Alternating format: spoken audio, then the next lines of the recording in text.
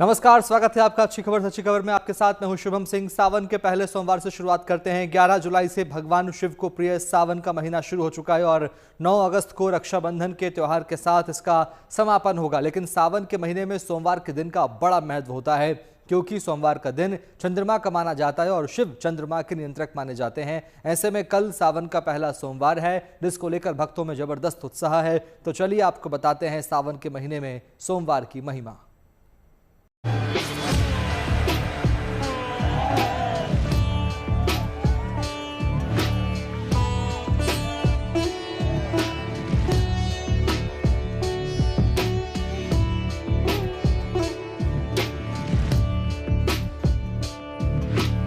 भगवान शिव का महीना।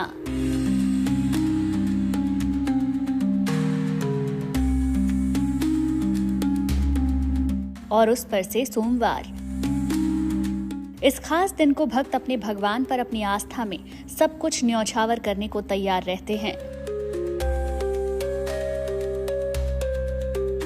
शास्त्रों में भी भगवान भोले की पूजा अर्चना का विशेष महत्व बताया गया है। लाखों की संख्या में कांवड़िए गंगा जल लेकर यात्रा पर निकल चुके हैं और उनकी चाहत है कि वो सोमवार को ही भोले बाबा का जलाभिषेक करें।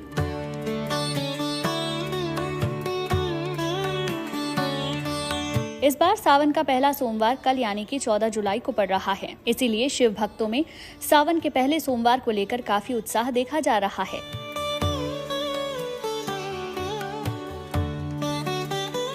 ऐसा माना जाता है कि महज आस्था के साथ शिवलिंग का जलाभिषेक मात्र से भोलेनाथ प्रसन्न हो जाते हैं और भक्तों की हर मनोकामना पूरी करते हैं। जटाधारी भोले भंडारी के भक्तों के लिए तो ये किसी मनोकामना की पूर्ति जैसा है, क्योंकि सावन में प्रभु अपने भक्तों के बीच रहते हैं, अपने भक्तों की श्रद्धा देखकर उनकी हर कामना को पूरा करते हैं। और सावन का पहला सोमवार वो खास दिन है जब भक्त अपने भोलेनाथ के दर्शन करके खुद को धन्य मानते हैं, अपने जीवन की बाधाओं का अंत करते हैं। सावन के सोमवार का महत्व। पूरा सावन महीना जप, तप और ध्यान के लिए उत्तम होता है। सावन में पड़ने वाले सोमवार का खास महत्व होता है। सोमवार का दिन चंद्र ग्रह का दिन होता है और चंद्रमा के नियंत्रक भगवान शिव हैं। इस दिन पूजा करने से न केवल चंद्रमा बल्कि भगवान शिव की कृपा भी मिलती है। खराब सेहत, विवाह में अड़चने हो तो सावन के सोमवार में सब दूर होती हैं। सावन के हर सोमवार को भगवान शिव की आराधना करें तो तमाम समस्याओं से मुक्ति मिल जाती है।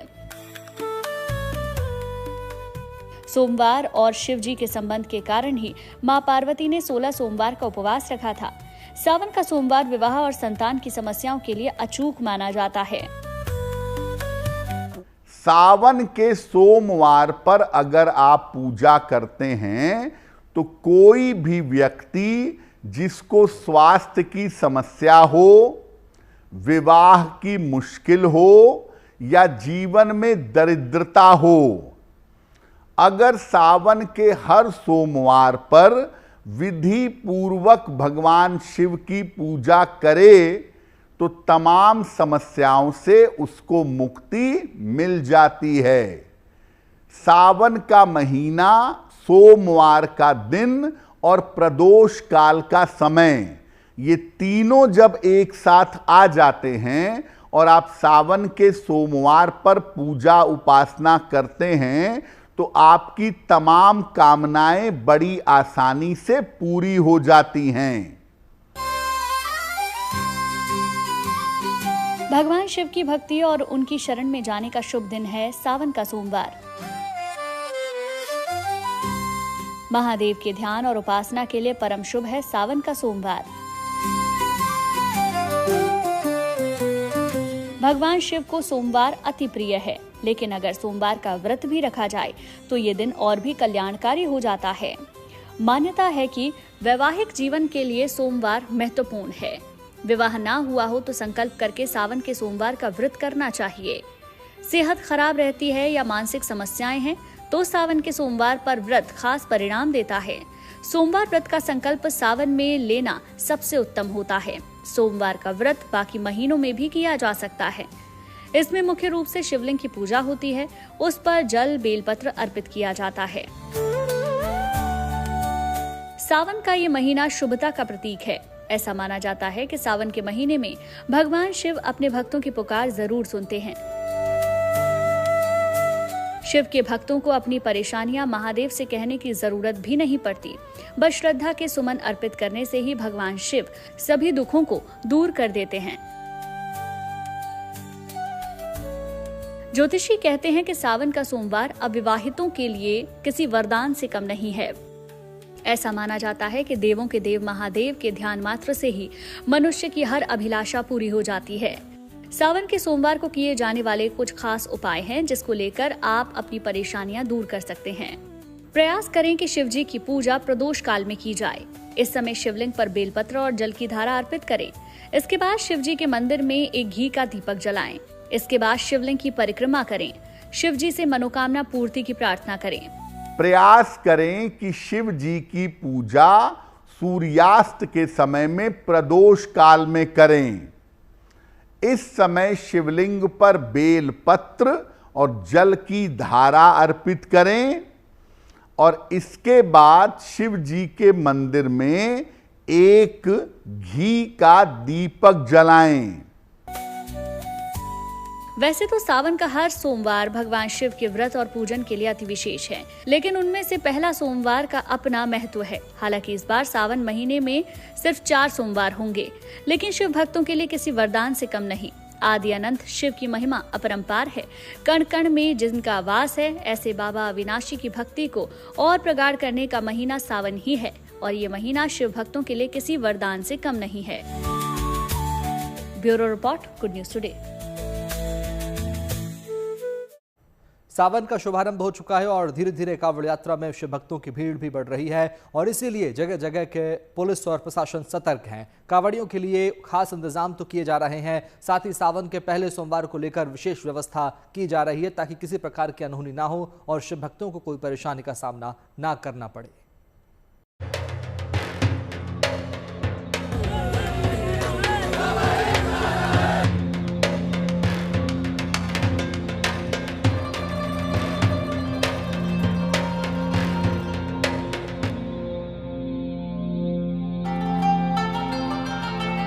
सावन के पहले सोमवार को लेकर भक्तों का उत्साह चरम पर है। पूरी आस्था से सावन के पहले सोमवार को लेकर जगह जगह शिव भक्त तैयारी कर रहे हैं। पूरे उत्तर भारत में प्रशासन भी इस खास दिन के लिए सतर्क है और खास इंतजाम में लगा हुआ है। उत्तर प्रदेश के मुजफ्फरनगर में प्रशासन कांवड़ यात्रा और सावन के पहले सोमवार को लेकर मुस्तैद है। यहाँ पर लगातार पुलिस और सुरक्षा कर्मी गश्त कर रहे हैं और लोगों से शांति बनाए रखने और नियम पालन करने की अपील कर रहे हैं। यही नहीं, कांवड़ियों की सुरक्षा के लिए एंटी टेरर स्क्वाड के साथ बम स्क्वाड और आरएफ को भी तैनात किया गया है। जगह जगह पर इनको जो है तैनात किया जा रहा है। जहां पर भी हमारी आवश्यकता लग रही है, जहां पर भी हमको संवेदनशीलता लग रही है, उसी हिसाब से इनको हम नियुक्त कर रहे हैं। साथ ही साथ हमारी BDDS की टीम आपके पीछे खड़ी है, बम डिस्पोजल की, जो जगह जगह AS चेक कर रही है। साथ ही साथ RAF भी है और टेथर ड्रोन भी आ चुका है। आपने देखा हुआ टीम, हालांकि बारिश हो रही है, लेकिन इसके बाद भी हमारी सारी टीम पूरी तत्परता के साथ ड्यूटी कर रही है।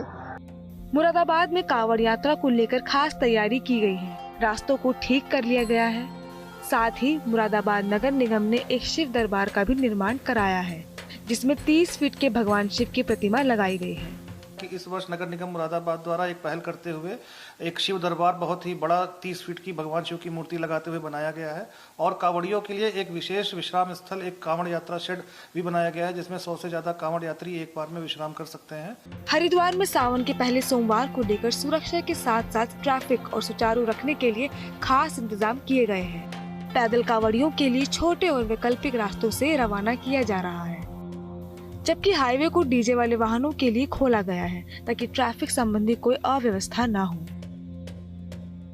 सोमवार के पहले रविवार को भी हर की पौड़ी पर और हरिद्वार में श्रद्धालुओं का तांता है। बड़ी संख्या में कांवड़ यात्री यहां पहुंच रहे हैं, लेकिन सोमवार को देखने वाली परिस्थिति जो कि संख्या बहुत ज्यादा होगी, पहला सोमवार होगा, लोग डुबकी भी लगाने आएंगे और कांवड़ यात्री डाक कांवड़ लेकर के निकलेंगे, तो उसी लिए हरिद्वार में एक अलग तैयारियां हैं। चारों तरफ रैपिड एक्शन फोर्स लगाई गई है, ट्रैफिक पुलिस की व्यवस्था है, रूट डाइवर्जन किए गए हैं और कोशिश ये की गई है कि जो कांवड़ यात्री हैं उनकी संख्या अगर ज्यादा हो तो वो अलग अलग रास्तों से निकल पाएं। मतलब जितने भी अलग अलग रास्ते जाते हैं बाजारों से निकलते हुए, यहाँ पर भी देखिए बड़ी संख्या में यहाँ पर भी पैरामिलिट्री और उत्तराखंड पुलिस तैनात है।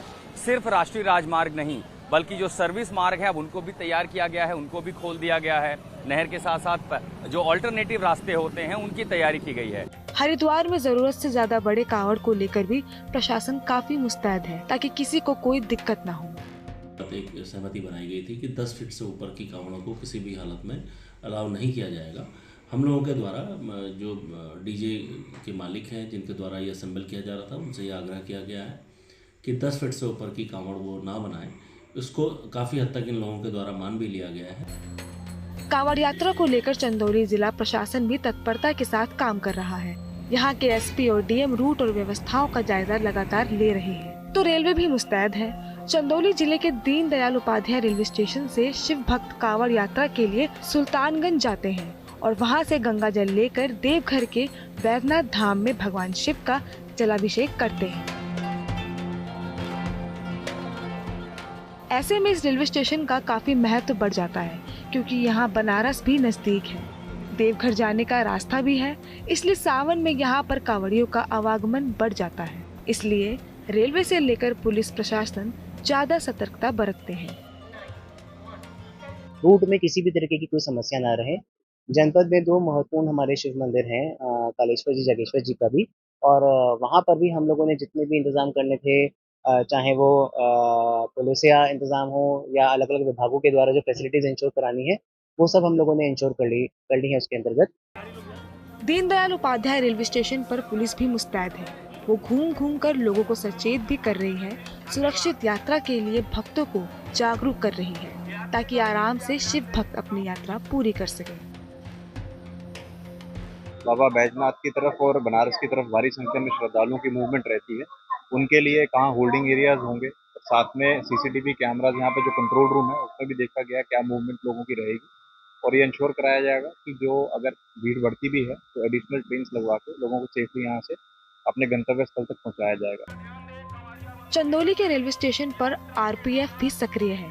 वो माइक से अनाउंसमेंट कर लोगों को सुरक्षित यात्रा के लिए प्रेरित कर रही है और भक्तों को ये भी हिदायत दी जा रही है कि भीड़ होने पर वो सुरक्षित यात्रा करें, ट्रेन में लटक कर यात्रा ना करें।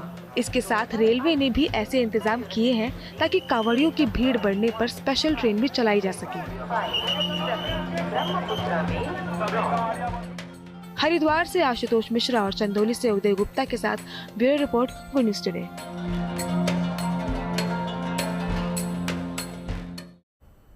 सावन महीने में सोमवार का क्या महत्व होता है, क्यों खास होता है सावन का सोमवार, ये बता रहे हैं पंडित शैलेंद्र पांडे। आखिर सावन के सोमवार को विधि विधान से भगवान शिव की पूजा करने से किन किन समस्याओं से मिलता है छुटकारा, आइए जानते हैं। भगवान शिव की पूजा के लिए और खास तौर से वैवाहिक जीवन के लिए सोमवार की पूजा की जाती है। अगर कुंडली में विवाह का योग ना हो या विवाह होने में अड़चन आ रही हो, आप स्त्री हों या आप पुरुष हों, तो सावन के सोमवार पर पूजा करिएगा। अगर कुंडली में आयु की या स्वास्थ्य की बाधा हो या मानसिक समस्या आपको परेशान करे, तब भी सावन के सोमवार की पूजा उत्तम होती है। सावन के सोमवार पर भगवान शिव की पूजा सर्वोत्तम मानी जाती है।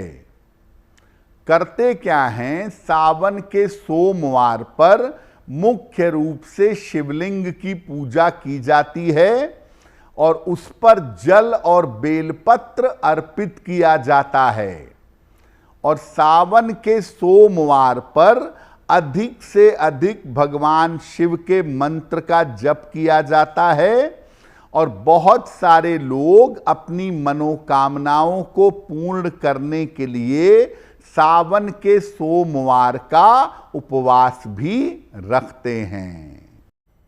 और अब बात एक अनोखे बम की जो तबाही नहीं लेकिन हरियाली फैलाएगा। गोरखपुर के 2 छात्रों ने एक ऐसा ग्रीन बम बनाया है जो पर्यावरण के अनुकूल है और इसमें बारूद की जगह सीड कैप्सूल भरे हैं। ये बम धरती को हरा भरा करने के मिशन में बड़ी भूमिका निभा सकता है। देखने में किसी मिसाइल रॉकेट की तरह दिखने वाला ये अनोखा बम आवाज नहीं करेगा, बल्कि पेड़ लगाएगा और पृथ्वी को फिर से हरा भरा बनाएगा। ये कारनामा कर दिखाया है गोरखपुर के institute of technology and management यानी ITM के 2 छात्रों ने, जिनके नाम शशांक पांडे और शिवेश हैं। ये दोनों छात्रों की कोशिशों का नतीजा ही है कि ये अनोखा ग्रीन बम बनकर तैयार हो सका है। हम लोगों ने इसको विश्व शांति और हरित क्रांति देखते हुए इसको बनाया है और इसका मतलब मेन उद्देश्य यही है कि अगर हम लोग किसी भी एरिया में इसको प्लेन के जरिए अगर विस्फोट करते हैं तो इसमें हम लोगों ने 126 तरह के पौधे की प्रजातियां डाली हैं, जिससे ये लगभग 5 से 6 किलोमीटर के एरिया में बहुत सारे लगभग लाखों की संख्या में ये पेड़ पौधे उगाएगा। इसमें हम लोगों ने ऐसे बायो सीड्स डाले हैं जो कि कुछ दिन तक अपने ही इस सारा न्यूट्रिशन देगा, उसके बाद तो नेचर अपने आप एडॉप्ट कर लेगा। ITM के इनोवेशन सेल के स्पेशल प्रोग्राम के तहत इस ग्रीन बम को तैयार किया गया है, जो पूरी तरह पर्यावरण के अनुकूल है, क्योंकि इसमें 100 से ज्यादा अलग अलग प्रजातियों के बीज भरे गए हैं, जिनमें आम, अमरूद, तुलसी, आंवला जैसे औषधीय और फलदार पौधे शामिल हैं। लेकिन इन बीजों को भरने के लिए कैप्सूल का इस्तेमाल किया गया है। तो हम लोगों ने मिलकर के एक ऐसा उपकरण बनाया जिसका नाम ग्रीन न्यूक्लियर बम है, जो न्यूक्लियर बम के उल्टा ही काम करेगा। जैसे न्यूक्लियर बम क्या करता है, डिस्ट्रक्शन करता है, और इसका काम क्या रहेगा, हरियाली लाना। उस एरिया जिस एरिया को बर्बाद कर चुका है न्यूक्लियर बम के द्वारा, उस एरिया को रीजनरेट कर देना। तो इसका मेन पर्पज़ वही है। इसको बनाने के लिए हम लोगों ने ये सोच लगभग 2 साल की थी और हम लोगों ने 2 साल से इसके काम कर रहे थे और इसका बनाने के कॉस्ट लगभग लगी है 1,25,000। जंगलों की कटाई और तेजी से घटते हरियाली के बीच यह इनोवेशन बन सकता है एक बड़ी उम्मीद। इसे ड्रोन या छोटे विमान के जरिए जंगलों या बंजर जमीन पर गिराया जा सकता है, जिससे बिना मेहनत के एक साथ हजारों पेड़ उग सकते हैं। पूरी दुनिया में हम लोग देख रहे हैं कि कई सारे जगहों पे लड़ाइयाँ चल रही हैं। बच्चों को इससे प्रेरणा मिली कि ये विनाशकारी लड़ाइयों के बजाय कुछ शांति के लिए भी ऐसे कुछ वृक्षारोपण करे जा सकते हैं।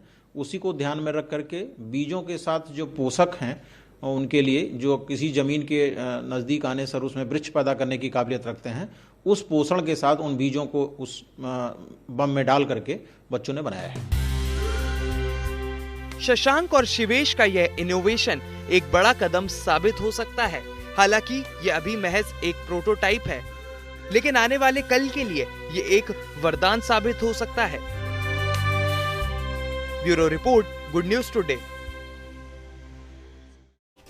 फिलहाल इतना ही। बाकी अच्छी खबरों के लिए आप देखते रहिए गुड न्यूज टुडे, क्योंकि अच्छी खबरों का सिलसिला यहाँ कभी नहीं थमता। नमस्कार।